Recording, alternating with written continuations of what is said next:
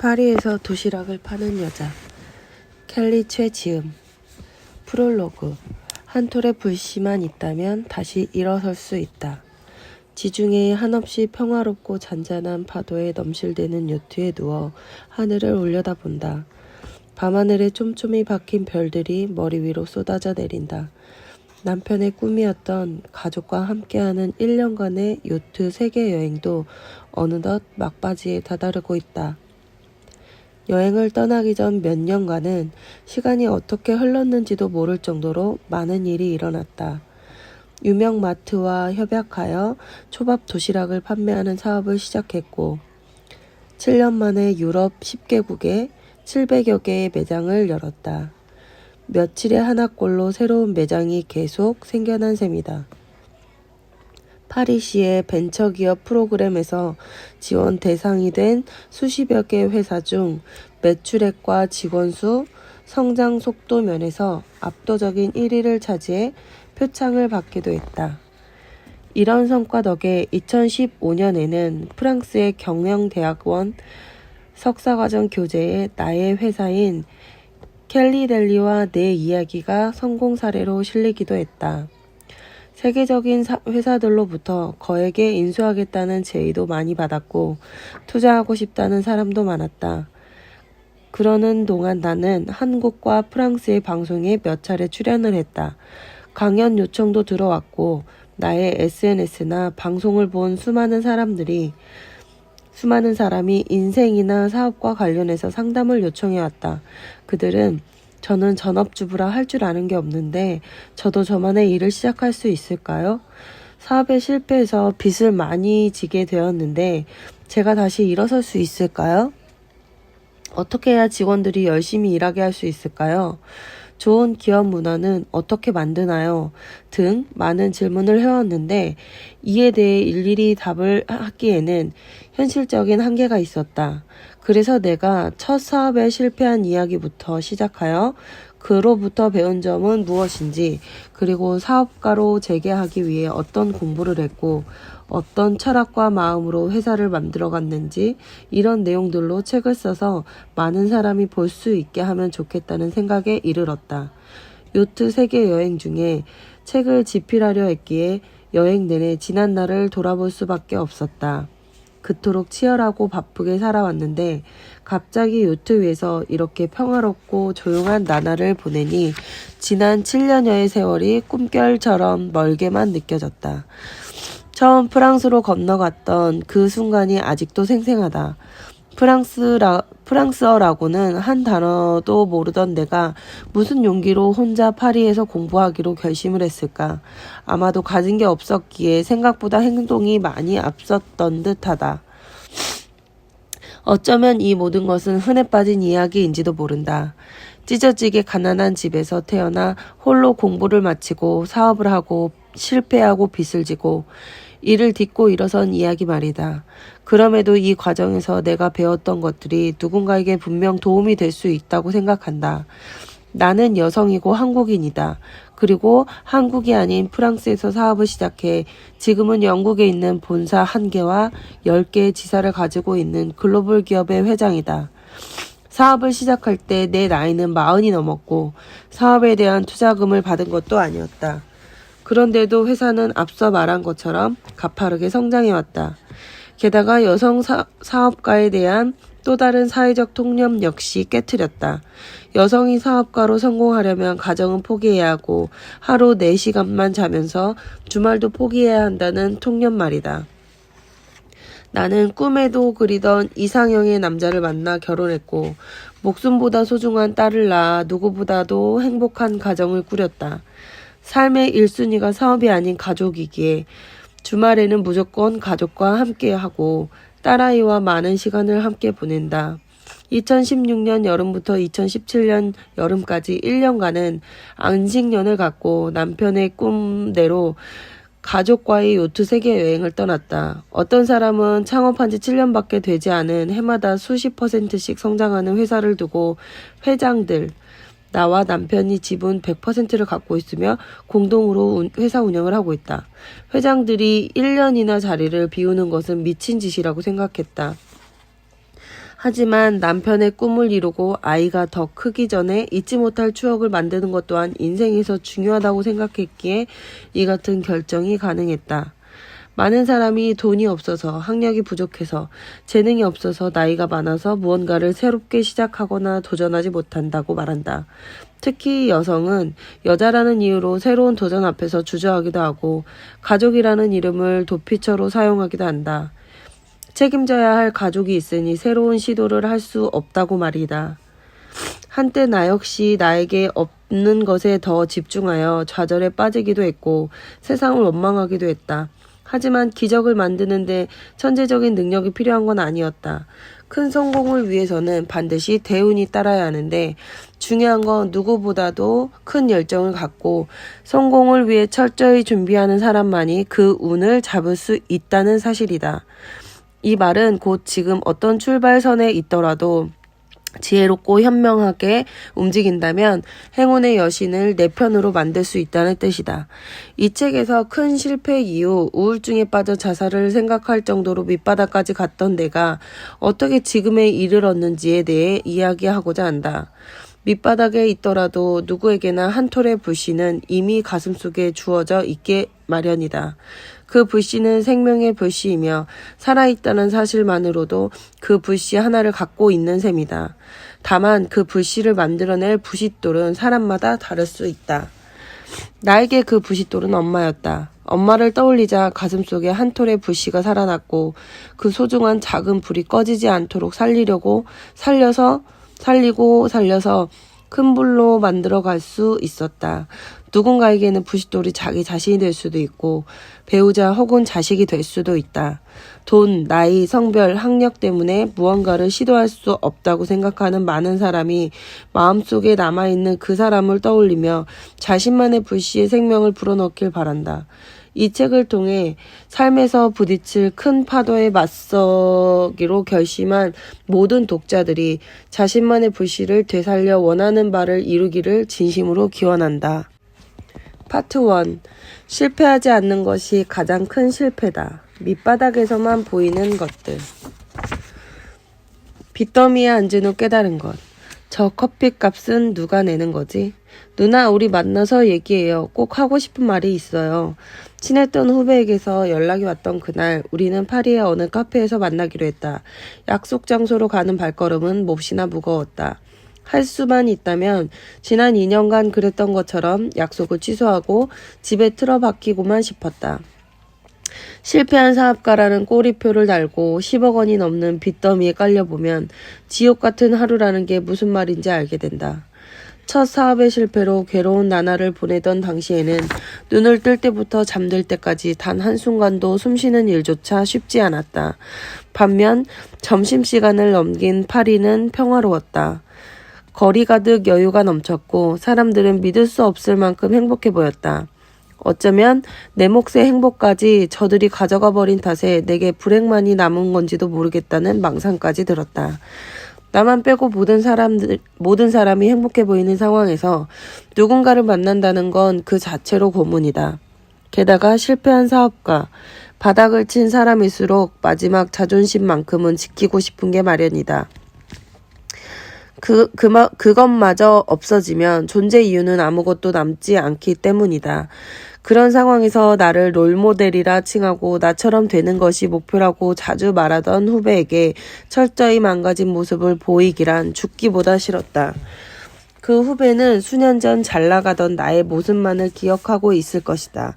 그때 나는 머리끝부터 발끝까지 잘 차려입고 다녔으며 겉모습만으로도 성공한 여성 사업가의 분위기를 폴폴 풍겼다. 하지만 몇 년간의 절망적인 삶은 나를 완전히 다른 모습으로 만들어 놓았다. 10kg 이상 살이 쪘고 옷은 그냥 되는 대로 입었으며 불규칙하게 생활하는 게 당연해졌다. 잘 나가던 시절 나는 후배에게 만나면 그게 몇 명이더라도 밥이든 차든 술이든 무조건 내가 샀다. 허나 이제 그럴 수가 없었다. 내가 할 수 있는 최선의 방법은 식사 시간을 피해 약속을 잡는 것이었다. 커피값이 어지간한 한 끼 식사비 못지 않는 한국과 달리 파리에는 커피 한 잔 값이 생수보다 싼 곳도 많기 때문이다. 나는 차비도 아까워 집에서 1시간 정도 걸으면 도착할 수 있는 카페로 장소를 잡았고 점심시간을 훌쩍 넘긴 시간에 드디어 후배를 만났다. 누나, 오랜만이에요. 잘 지냈어요? 반갑게 웃으며 인사를 건넨 후배는 신수가 훤해 보였다. 악착같이 돈을 모아 짠돌이로 유명했던 친구답게 옷차림은 단출했지만 표정은 밝았고 목소리에는 자신감이 넘쳤다. 나 한국 들어가서 사업하려고요. 인사를 끝내고 커피가 나오기도 전에 후배는 대뜸 이렇게 말했다. 그리고 몇 년간 자신이 어떻게 살아왔는지 이야기했다. 후배는 그 시간을 알차고 독하게 보낸 듯했다.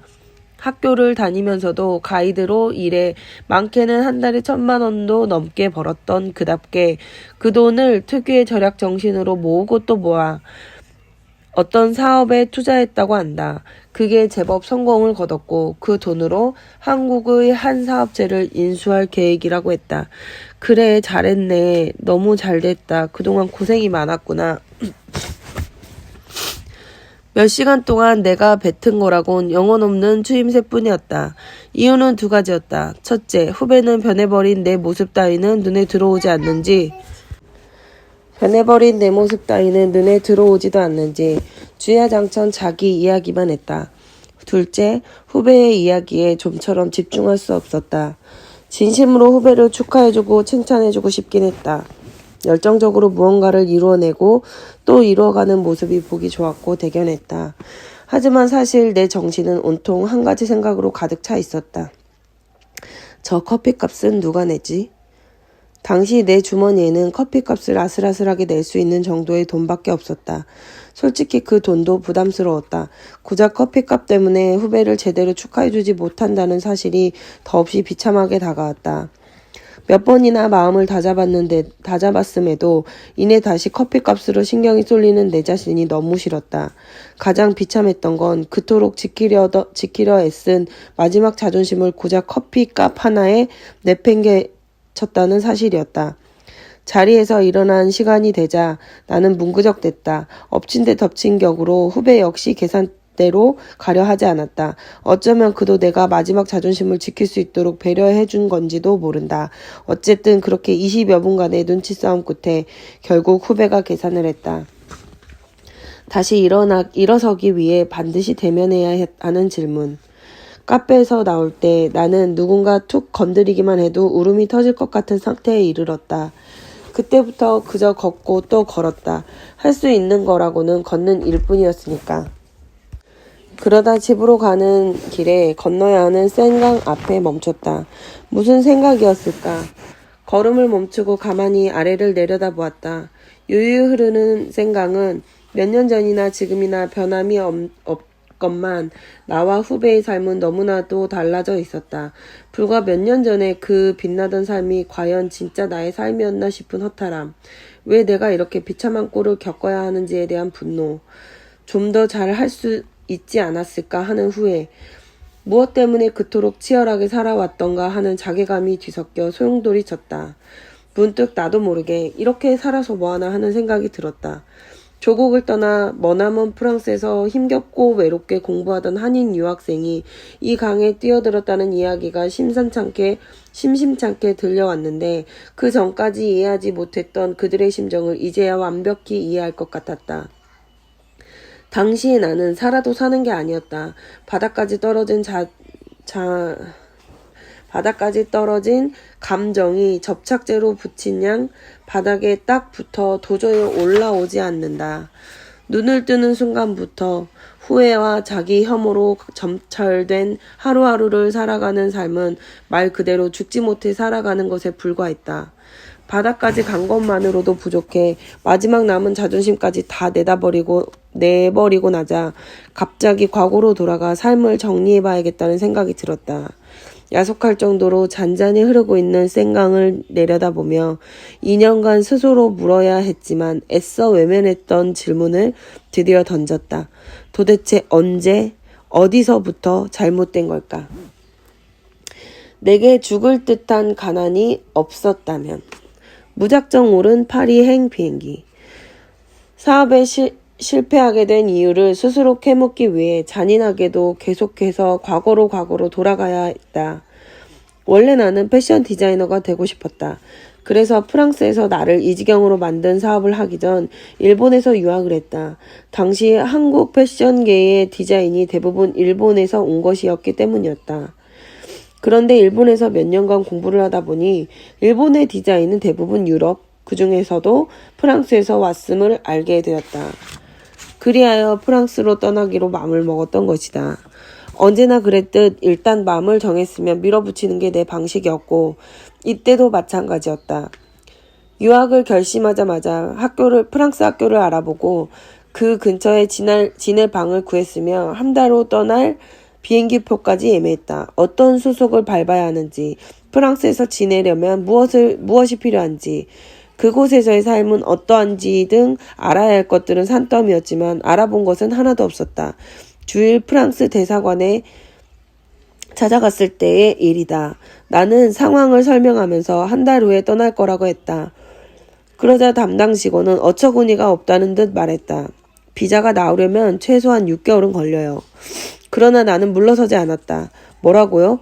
내가 다른 것도 아니고 공부하러 간다는데 못 가게 하면 어쩌자는 거예요? 내가 가면 프랑스에도 좋은 거잖아요. 가서 돈을 쓸 텐데. 그리고 한 달 후로 방을 잡아놓고 여기 생활도 이미 거의 다 정리했는데 못 가게 하면 난 어쩌라는 거예요?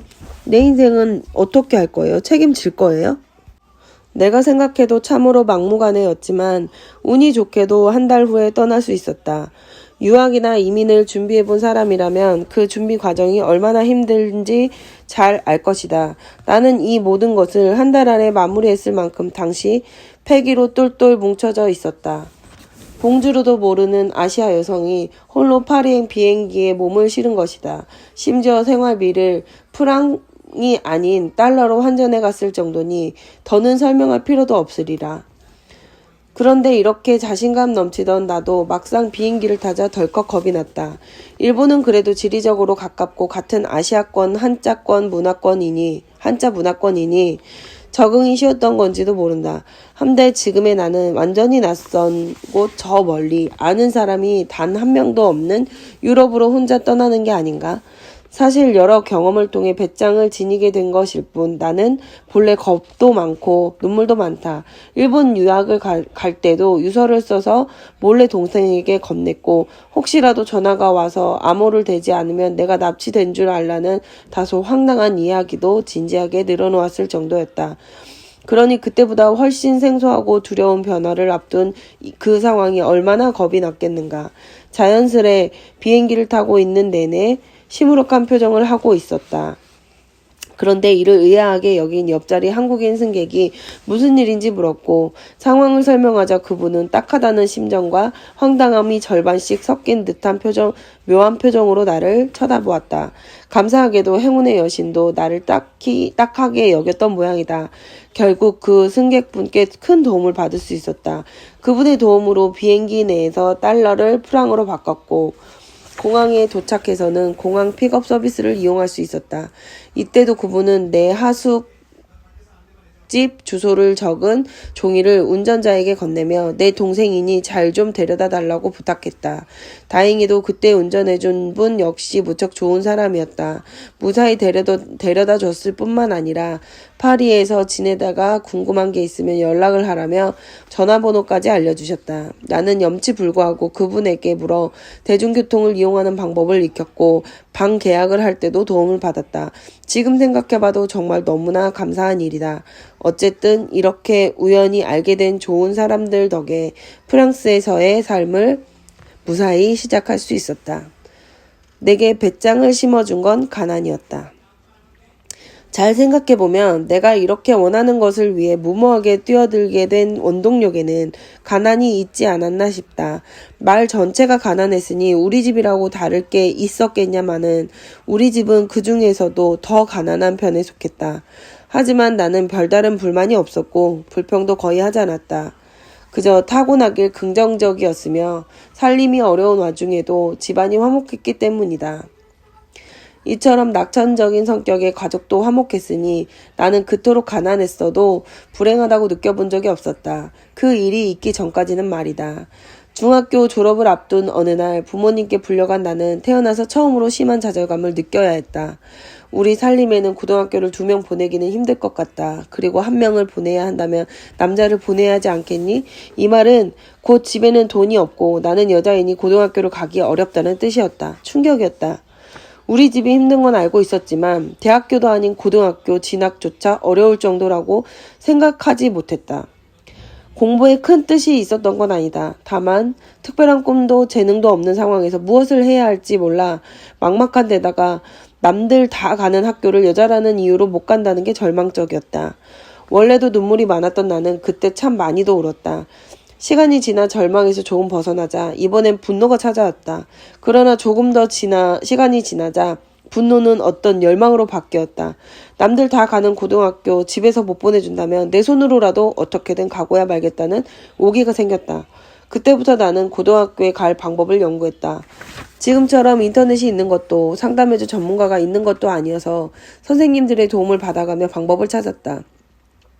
그러던 중 육성회비 등 각종 비용을 면제받을 수 있는 한 농업고등학교를 알게 되었다. 그 소식을 들었을 때 내 기쁨은 말로 표현하기 어려울 정도였다. 농업에 관심이 있는 건 전혀 아니지만 당시 내게는 고등학교에 갈 수 있다는 사실만이 중요했다. 겁도 많고 눈물도 많았던 내가 처음으로 스스로 길을 찾아냈기에 더더욱 기뻤다. 하지만 기쁨은 오래가지 못했다. 이 소식을 부모님께 알렸을 때 돌아온 대답은 나를 전보다 더 큰 좌절에 빠뜨렸다. 엄마가 어렵게 꺼낸 말을 종합해보면 학비는 장학금으로 충당한다 해도 왕복 차비와 식비 등을 감당하기 어렵다는 것이다. 지금 생각해보면 내게 그 이야기를 하는 부모님의 심정이 나보다 더 참담했을 텐데 당시에는 그런 걸 생각할 만큼 철이 들지 않았다. 그저 난생 처음 능동적이고 의욕적으로 무언가를 성취하려던 노력이 수포로 돌아갔다는 것과 그 정도로 우리 집이 가난하다는 사실이 내 가슴을 후벼 팠다. 이렇게 2번째로 찾아온 좌절감은 첫 번째보다 더욱 헤어나기 힘들었다. 화도 많이 났고 울기도 많이 울었다. 정말 그저 이렇게 흘러가는 대로 살아야만 하는 걸까? 엄마의 고단한 삶을 옆에서 10년이 넘도록 봐왔는데 내 삶도 그와 다르지 않게 흘러가도록 내버려 둬야 하는 걸까? 갑자기 가슴 한편에서 뜨거운 뭔가가 울컥 솟아올랐다. 이대로 가난해질 수는 없다는 생각이 들었다. 가난이 지금까지 나를 힘들게 했으면 됐지. 앞으로도 평생 나를 따라다니며 내 삶을 좌지우지하게 내버려둘 수는 없었다. 이때의 심정은 진학 가능한 고등학교를 알아보기로 결심했을 때보다 훨씬 단호하고 결연했다. 이후 며칠간 고민한 끝에 서울로 올라가기로 결심했다. 집에서 보내줄 수 없다면 스스로 갈 방법을 찾아야 했다. 돈을 벌면서 학교를 다닐 방법이 필요했는데 그러던 차 서울의 한 와이셔츠 공장에 들어가면 그렇게 할 수 있다는 이야기를 들은 것이다. 그렇게 17살이 되던 해 나는 혼자 서울로 올라와 결심대로 와이셔츠 공장에 들어갔다. 그 공장에서는 한 여자 고등학교의 야간 학교에 다닐 수 있도록 지원을 해주었다. 그리고 그곳에서 나는 행복이라는 게 상대적인 개념이 될 수도 있었음을 처음 배웠다. 당시 공장 월급은 6만에서 7만 원 정도였던 것으로 기억하는데 꼭 필요한 생활비를 제외하면 딱히 부족한 돈도 아니었다. 그 돈으로 주말이면 친구들과 영화 보고 맛있는 것도 잔뜩 사 먹었다. 계획적으로 저축을 하지 않았지만 돈도 조금은 모을 수 있었다. 돈을 모은다는 건 미래를 꿈꾸고 계획할 수 있다는 의미이기도 했다. 이것만으로도 소소한 행복을 느낄 수 있었고 그때부터 나는 점차 낙천적이고 긍정적인 성격을 회복해 나갔다. 그렇게 3년간 와이셔츠 공장에서 일하면서 패션에 관심이 생겼고 내게 소질도 있어 보였다.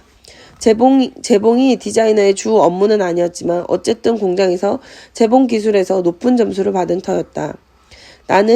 그래서 나는 고등학교를 졸업하자마자 복장학원에 다녔다. 복장학원은 사실 디자인보다 실무에 더 초점을 둔 곳이지만 당시로서는 어쩔 수 없는 선택이기도 했다. 그때는 우리나라 패션계에 인프라도 부족했고 정보를 구하기도 쉽지 않았기 때문이다. 그리고 거기서 나는 자연스레 우리나라의 패션은 일본에서 왔다는 사실을 알게 되었다. 내가 그때나 지금이나 고수하고 있는 몇 가지 철학이 있는데 그중 하나가 일단 하기로 했으면 최고가 되어야 한다는 것이다. 비록 최고가 될 수 없더라도 그렇게 되려고 노력은 해야 한다고 생각한다. 그래서 일본 유학을 가기로 결심하게 되었다. 그리고 일본에서 공부하면서 일본의 패션은 프랑스에서 왔다는 사실을 알게 되어 이렇게 낯선 땅 프랑스에서 고군분투하게 된 것이다. 무모함이 언제나 통하는 건 아니다. 10대 시절 와이셔츠 공장에서 일할 때부터 익혀온 재봉 기술은 프랑스에서도 썩 쓸만했다. 게다가 나는 일본에서 다녔던 대학에서 성적도 좋았으며 무엇보다 모두가 걱정했던 일본 유학 생활을 스스로의 힘으로 성공적으로 끝낸 경험도 있었다. 그렇게 일본뿐 아니라 프랑스라는 낯선 땅에서도 하나씩 원하는 바를 성취해 나가고 있었으니 당시 내 자신감은 하늘을 찔렀다. 내가 통역을 해줄 사람과 함께 가고 싶었던 대학을 찾아가 막무가내로 편입시켜달라고 요구를 했다. 그리고 바로 다음 학기부터 수업을 듣겠노라고 떼를 쓰다시피 했다. 면접을 진행했던 교수님은 내가 프랑스어를 하지 못하는 점을 우려했지만 나는 일본에서의 일을 예로 들며 남은 6개월 안에 수업에서 뒤처지지 않을 정도로 프랑스어를 익히겠다고 호언장담했다. 다행히 그때까지 내가 쌓은 경험과 학교 성적은 프랑스인 교수가 보기에도 괜찮았던 모양이다. 나는 입학 허가를 받고 뿌듯해하며 면접장을 나왔다. 거봐, 역시 하면 된다니까. 하지만 하나가 잘 풀렸다고 둘도 잘 풀리리라는 법은 없다. 단 6개월 만에 능숙해진 일본어와 달리 프랑스어는 좀처럼 늘지 않았던 것이다. 계획대로 다음 학기에 입학을 하긴 했으나 언어가 되지 않았으니 수업을 따라가지 못했고 결국 중간에 휴학을 하고 다시 프랑스어를 더 공부할 수밖에 없었다. 그럼에도 프랑스어 실력은 생각만큼 늘지 않았고 이것만으로도 나는 많은 시간을 허비해야 했다. 고등학교 진학을 위해 상경한 이래로 10년여간의 거침없이 달려온 내 삶에 처음으로 제동이 걸린 것이다. 프랑스에서의 삶은 일본에서의 삶과 완전히 달랐다. 물가가 비싼 데다 프랑스어를 잘 못하니 아르바이트도 할 수 없었다. 프랑스에서 혹독한 경험을 하고 나서야 나는 무턱대고 물어비치는 게 능사가 아님을 깨달았다. 나는 최대의 강점이자 무기였던 실행력이 때로는 방해가 될 수도 있음을 배운 것이다. 가끔 생각해본다. 만약 그때 일본에서 덜컥 비행기부터 탈 게 아니라 좀 더 철저히 조사하고 준비했더라면 어땠을까? 유학을 조금 늦추더라도 기초적인 프랑스어 회화부터 익히고 그 나라의 문화를 익히고 패션과 디자인에 대해 알아보고 어느 정도의 자금을 마련한 후에 떠났더라면 어땠을까? 물론 잃을 게 없는 젊은 날 한 번쯤 이렇게 대책 없이 무모하게 덤벼드는 것도 중요하다고 생각한다. 하지만 가정도 있고 나이도 있고 책임질 게 많을수록 치열하게 준비하고 지혜롭게 헤쳐나갈 필요가 있음을 이제는 안다. 사업의 기회는 우연히 찾아오곤 한다. 다행히 시간이 흐르면서 점차 프랑스 생활에 적응해 나갔고 조금씩 자신감을 회복했다. 공부에 대한 욕심이 컸던 나는 프랑스에서 손꼽히는 디자인 학교 2곳을 졸업했다. 일본에서 공부한 것까지 따지면 나는 대학교를 3군데나 다닌 셈이다. 학교를 졸업하면서 나는 곧바로 제법 괜찮은 일자리를 얻어 패션 업계에서 일할 수 있었다. 원래는 공부를 마치고 일본으로 돌아가려는 계획이었으나 이미 프랑스에 어느 정도 적응을 하게 됐고 취업까지 된 마당에 굳이 돌아가야 할 이유는 없었다. 일본으로 돌아가지 않은 게 잘한 선택이었는지까지는 확신할 수 없었으나 원하던 대로 패션 업계에 종사하게 된 건 매우 기뻤다. 하지만 그 만족감은 그리 오래가지 않았다. 일이 싫어서는 아니었다.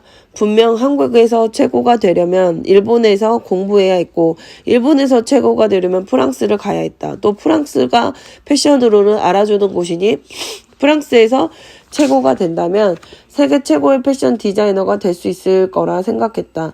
하지만 직접 일을 해보니 능력의 한계를 뼈저리게 느껴야 했다.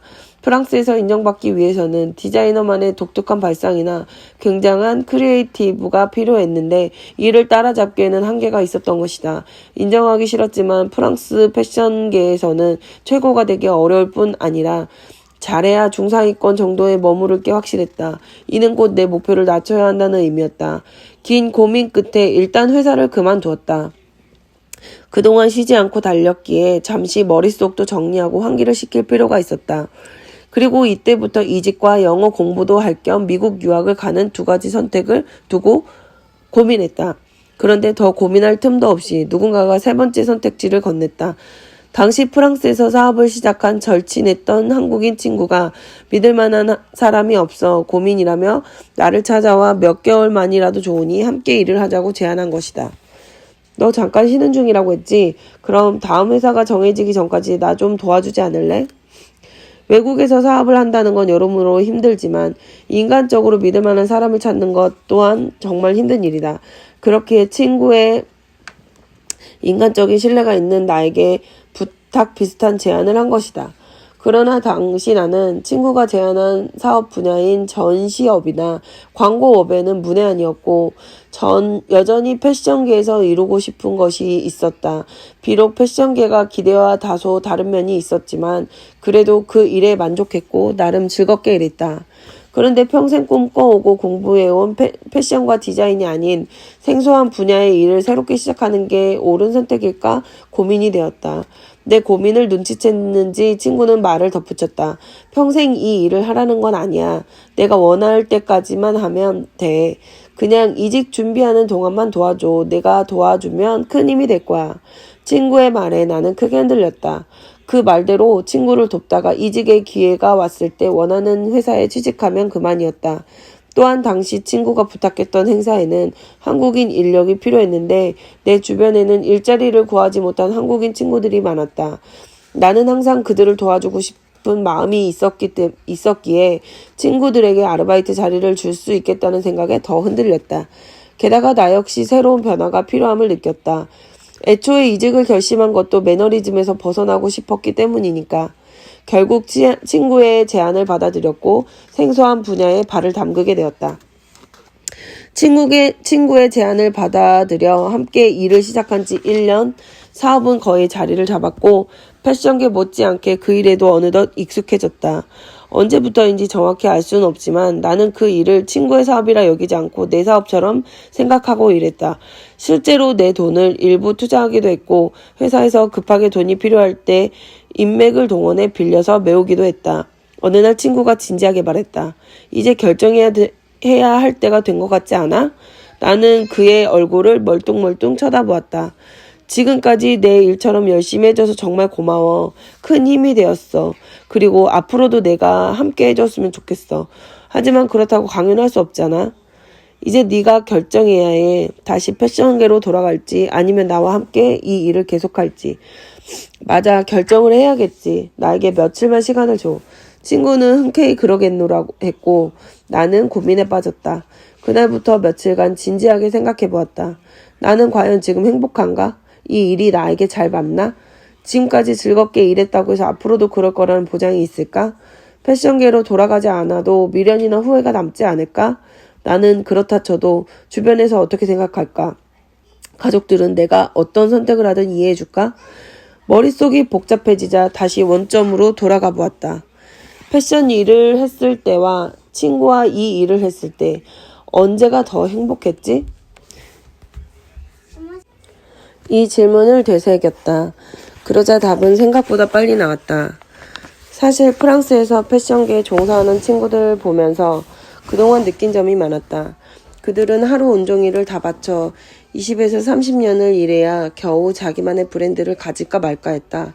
게다가 세계적인 브랜드가 한순간에 망하는 사태를 목격하면서 이렇게 리스크가 큰 데다가 노력에 비해 성과가 나기 어려운 일을 계속해야 하나 고민이 많았다. 반면 친구와 함께 했던 전시업은 그때그때 전시회의 테마나 콘셉트가 달라졌기에 계속해서 변화도 있었고 덕분에 항상 새로움과 재미를 느낄 수도 있었다. 돌이켜보면 패션계에 종사할 때도 패션쇼를 준비하고 개최하는 일에 가장 흥미를 느꼈었다. 그 과정에서 쉴 새 없이 움직이고 아이디어를 짜내고 제품을 만들어 사람들에게 짠하고 결과물을 내보이는 순간이 가장 좋았다. 비슷한 이유로 전시업 광고업에서도 재미를 느끼는 것이라 느끼는 것이리라. 더는 고민할 필요도 없었다. 이 사업을 계속해야만 한다는 확신이 들었다. 종합했을 때 나는 패션 쪽 일을 할 때보다 이 사업을 할 때 더 행복했다. 패션계로 돌아갔을 때와 돌아가지 않았을 때 언제 더 후회가 남을까? 이 질문에는 쉽게 답이 나오지 않았지만 이내 결론을 내릴 수는 있었다. 앞서 말했듯 나는 어렸을 적부터 최고가 되고 싶다는 욕구를 항상 가지고 있었는데 패션계에서는 그렇게 될 수 없다는 걸 이미 깨달은 터였다. 패션계로 돌아가면 일이 잘 풀려도 고만고만한 디자이너 중 하나가 될 것이다. 반면 이 사업은 지금도 승부승장구하는 중이니 앞으로 어떻게 하느냐에 따라 최고가 될 가능성도 있었다. 친구와 계속 함께 하기로 결정을 내린 후로는 망설이지 않았다. 우선 친구에게 내 결정을 알렸다. 친구는 진심으로 기뻐했고 조금은 안도하는 느낌이었다. 알게 모르게 서로에게 의지하고 있었으니 내가 함께하게 된 것을 다행이라 여기는 듯 했다. 이렇게 내가 행복할 수 있는 일을 찾아 친구의 사업에 본격적으로 가담했다. 직원이 아닌 동업자의 형태로. 친구의 사업에 본격적으로 합류하면서 돈을 마련해 회사에 투자를 했고 친구와 나는 각각 6대4 정도의 지분을 보유했다. 이제 공동 경영자가 된 것이다. 먼저 친구와 나는 각자 해야 할 일을 명확하게 분리했다. 일거리를 받아오는 것은 친구의 몫이었다. 그는 기업들의 제안 메일을 보냈고 미팅을 통해 계약을 끌어냈다. 그리고 예나 지금이나 나는 숫자에 약했기 때문에 회계나 재무도 친구의 몫이었다. 대신 나는 같이 아이디어 회의를 하고 주로 한국 쪽 거래처와 직원들을 관리했다. 그리고 회사에 자금이 필요할 때 이를 빌리는 게 내 역할이었다. 자금 조달을 내가 맡은 이유는 간단했다. 당시에 프랑스에서 외국인인 우리가 은행에서 대출을 받기가 쉽지 않았다. 결국 지인들에게 빌려야 했는데 친구들의 주변에는 돈 있는 사람이 거의 없었다. 친구는 부탁을 받으면 절대로 거절하지 못하는 성격이라 인간관계가 좋았다. 하지만 부탁이란 대체로 가난하고 어려운 사람이 더 많이 하게 되다 보니 친구의 도움을 받았던 사람들 역시 그런 경우가 많았을 거라 짐작해본다. 경제적으로 어려운 사람들에게 돈을 빌리는 건 현실적이지도 않은 데다 내 친구 역시 그런 부탁을 할 성격이 아니었다. 물론 내 주변에서도 부자라고 할 만한 사람이 많은 건 아니었지만 그래도 친구보다 상황이 훨씬 나았다. 당시 꽤 잘 나갔던 사업가 몇몇을 알고 있었고 가족의 경제적 상황도 조금 나아진 터였다. 그래서 약 9년간 그 사업을 하면서 회사에 돈이 필요할 때면 수차례에 걸쳐 가족과 지인에게 빌리곤 했다. 이때만 해도 그 후로 몇 년간 이들에게 마음의 빚을 진 채로 살아가게 될 줄은 꿈에도 몰랐지만 말이다.